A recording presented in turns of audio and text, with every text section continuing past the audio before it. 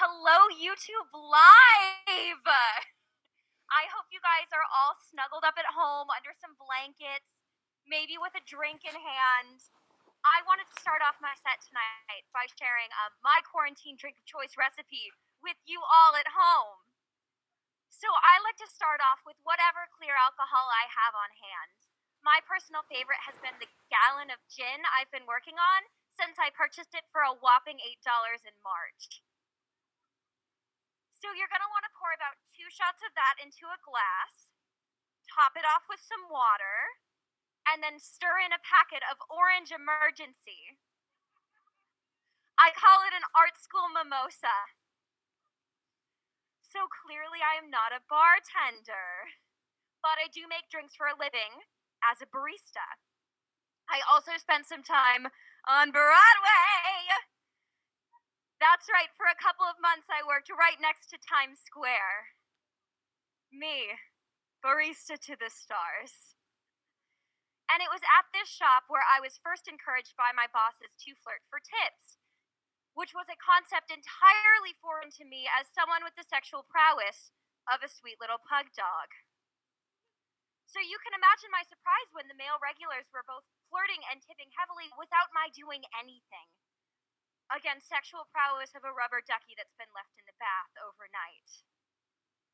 And I was overwhelmed by the whole situation. I am meant to juggle professionally at children's birthday parties, not juggle men.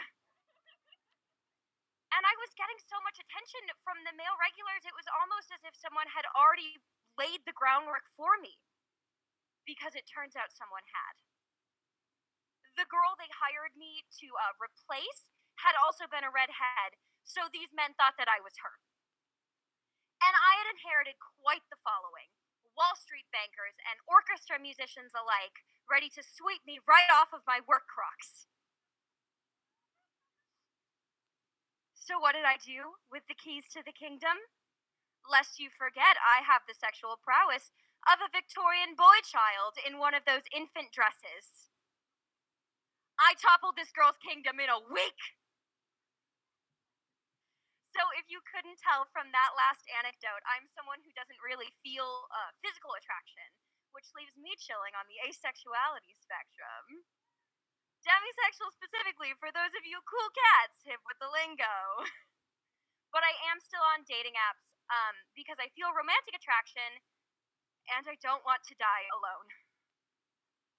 And being an asexual person on a dating app is kind of like any time Canada entered a major world conflict. I don't know what's going on. I am very frightened.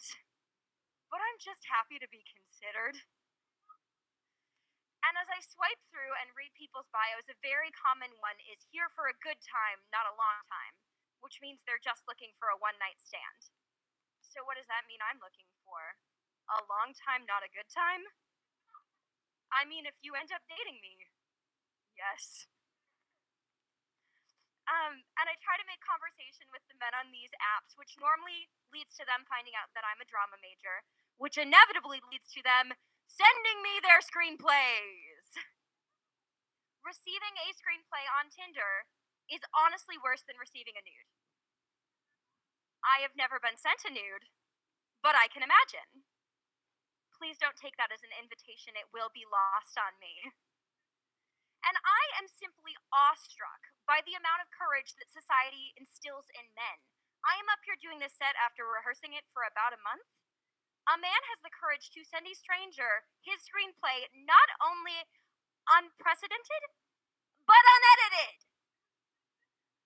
Just to give you a little taste for what I experience, this is a direct quote from an elevator pitch I received from a man on Tinder a couple weeks back. Ahem. His wife Mira has a PhD in biology or genetics or some shit, and has found a way to break down the human body into a medicine that can prolong someone's life. When Alan finds this out, he freaks out because he thinks that they are killing the old people to make themselves immortal. This is not the case. Gee, I'm glad it's not, or else you'd just be describing the plot of the Academy Award-winning film Get out!